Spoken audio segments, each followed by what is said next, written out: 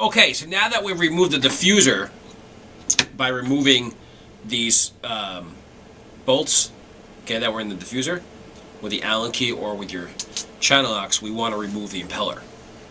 Okay, so now the one thing to notice about this Whisperflo impeller is it has a center screw right here. And the center screw is not like a traditional center screw. The center screw is a reverse thread, which means normally you would loosen a screw to the left, but this screw you have to loosen to the right, which is reverse.